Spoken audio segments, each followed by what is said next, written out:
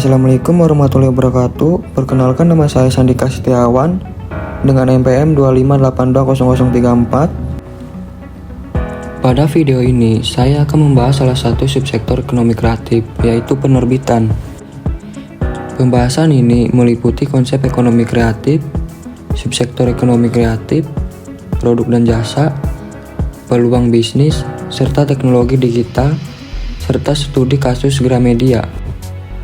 Tujuan dari pembahasan ini adalah untuk memahami bagaimana ekonomi kreatif berkembang dan bagaimana subsektor penerbitan memberikan kontribusi dalam dunia bisnis dan masyarakat. Ekonomi kreatif merupakan kegiatan ekonomi yang mengandalkan kreativitas, ide, inovasi, dan kemampuan manusia untuk menciptakan produk atau jasa yang memiliki nilai ekonomi. Berbeda dengan sektor ekonomi yang hanya bergantung pada sumber daya alam. Ekonomi kreatif lebih mengutamakan kemampuan berpikir kreatif dan menghasilkan sesuatu yang memiliki nilai tambah. Indonesia memiliki 17 subsektor ekonomi kreatif, yaitu: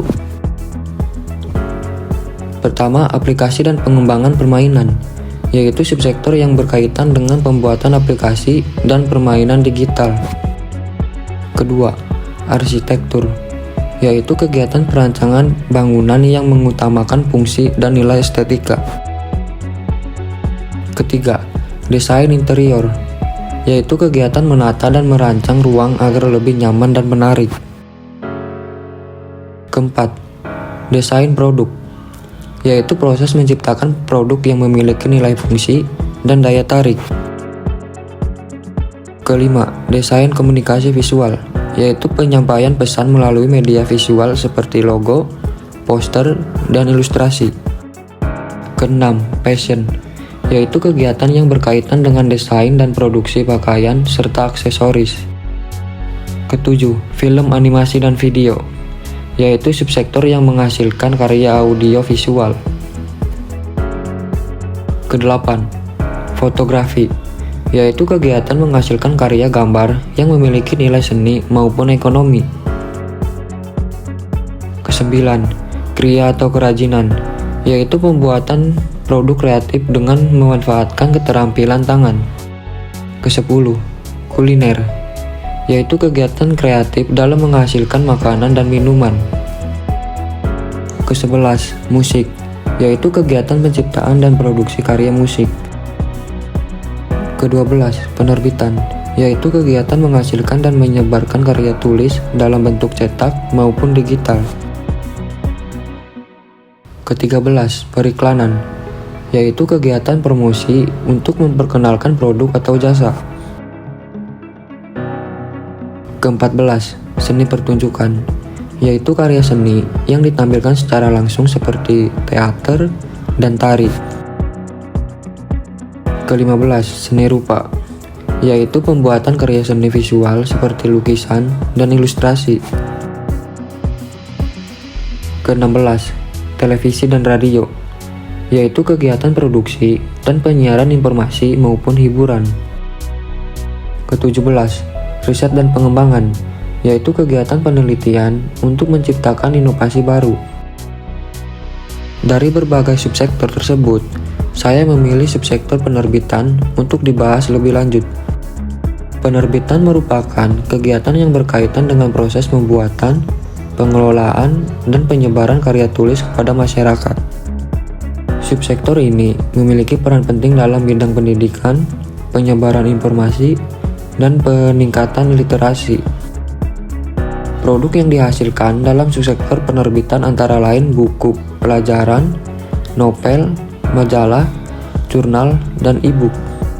Selain produk, terdapat juga berbagai jasa seperti penyuntingan naskah, desain sampul, tata letak, percetakan, hingga distribusi buku. Dari sisi bisnis, subsektor penerbitan memiliki peluang yang cukup besar karena kebutuhan masyarakat terhadap informasi dan pendidikan terus meningkat. Perkembangan teknologi juga membuka peluang baru melalui buku digital atau e-book, pemasaran melalui media sosial, serta penjualan melalui platform online. Teknologi digital memberikan perubahan besar terhadap industri penerbitan. Saat ini, proses pembuatan buku dapat dilakukan dengan lebih mudah menggunakan teknologi. Selain itu, promosi dan penjualan juga dapat dilakukan secara digital sehingga penerbit dapat menjangkau konsumen lebih luas. Subsektor penerbitan juga memberikan kontribusi terhadap perekonomian karena mampu menciptakan lapangan pekerja bagi penulis, editor, desainer, percetakan, dan tenaga pemasaran. Selain itu, industri penerbitan juga membantu meningkatkan budaya membaca dan mendukung perkembangan pendidikan. Selanjutnya saya akan membahas studi kasus yaitu Gramedia. Gramedia merupakan salah satu perusahaan yang bergerak dalam bidang penerbitan dan distribusi buku di Indonesia. Produk Gramedia meliputi berbagai jenis buku seperti buku pendidikan, novel, buku anak, dan buku digital. Dalam strategi pemasarannya, Gramedia tidak hanya menggunakan toko fisik, tetapi juga memanfaatkan teknologi digital melalui website, marketplace, dan media sosial. Pemanfaatan teknologi tersebut membantu Gramedia dalam memperluas jangkauan pasar dan memberikan kemudahan bagi konsumen. Namun, industri penerbitan juga memiliki beberapa tantangan, seperti persaingan dengan konten digital gratis dan perubahan kebiasaan masyarakat dalam membaca. Di sisi lain, perkembangan e-book dan teknologi digital menjadi peluang untuk mengembangkan industri penerbitan. Berdasarkan pembahasan tersebut, dapat disimpulkan bahwa penerbitan merupakan salah satu subsektor ekonomi kreatif yang memiliki peran penting dalam penyebaran informasi, pendidikan, dan literasi masyarakat. Perkembangan teknologi digital memberikan peluang besar bagi industri penerbitan untuk terus berinovasi dan menyesuaikan diri dengan kebutuhan masyarakat. Saran yang dapat diberikan yaitu pelaku industri penerbitan perlu terus meningkatkan kualitas produk, memanfaatkan teknologi digital, dan menciptakan inovasi baru agar dapat berkembang di masa depan. Demikian pembahasan mengenai subsektor ekonomi kreatif penerbitan yang dapat saya sampaikan. Terima kasih. Wassalamualaikum warahmatullahi wabarakatuh.